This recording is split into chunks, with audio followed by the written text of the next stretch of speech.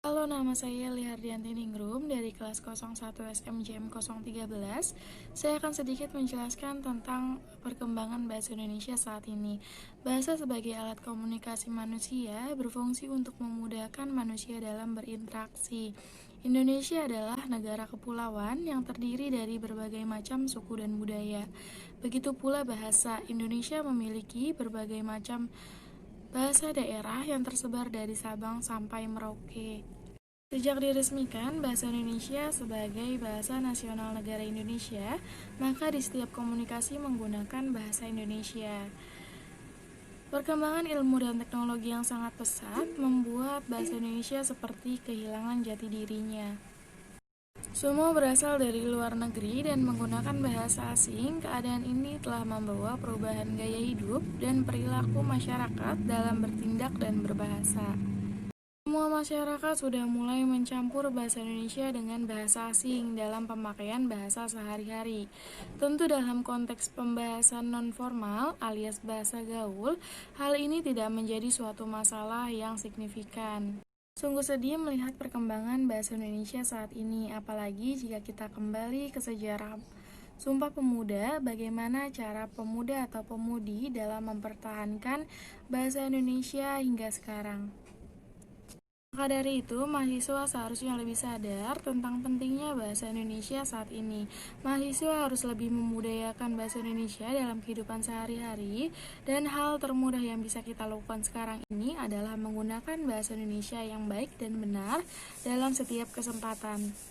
Jadikan bahasa Indonesia sebagai alat pemersatu bangsa sehingga perjuangan pemuda atau pemudi pada zaman dahulu tidak sia-sia untuk mengikrarkan bahasa Indonesia sebagai bahasa pemersatu bangsa kita. Karena penggunaan bahasa asing semakin memperoleh tempat dalam kehidupan bermasyarakat di Indonesia. Pusat belanja, permukiman, apartemen, pertokoan memberikan peluang dalam menggunakan bahasa asing. Bagaimana cara kita juga mensosialisasikan bahasa Indonesia di lingkungan sehari-hari di masyarakat agar pemahaman orang-orang di sekitar kita ikut mengetahui atau meningkatkan betapa pentingnya bahasa Indonesia saat ini. Dan itu mewujudkan semangat Sumpah Pemuda juga merupakan tanggung jawab bersama karena konsekuensi kita sebagai warga negara salah satunya yaitu dengan komunikasi dengan menggunakan bahasa Indonesia, terbuka dan kritis terhadap perkembangan zaman. Fenomena negatif yang masih sering terjadi di tengah-tengah masyarakat Indonesia, yaitu banyak orang Indonesia memperlihatkan dengan bangga kemahirannya menggunakan bahasa Inggris, walaupun mereka tidak menguasai bahasa Indonesia dengan baik.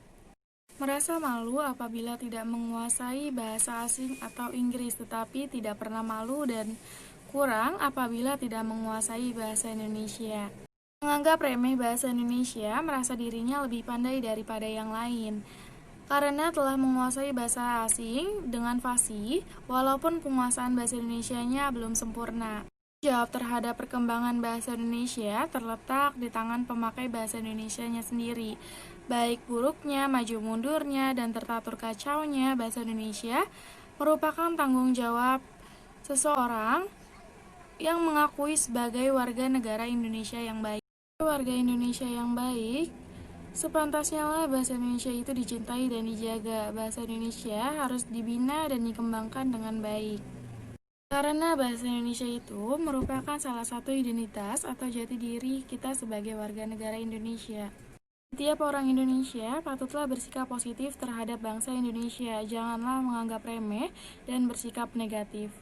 Setiap orang Indonesia mestilah berusaha agar selalu cermat dan teratur menggunakan bahasa Indonesia.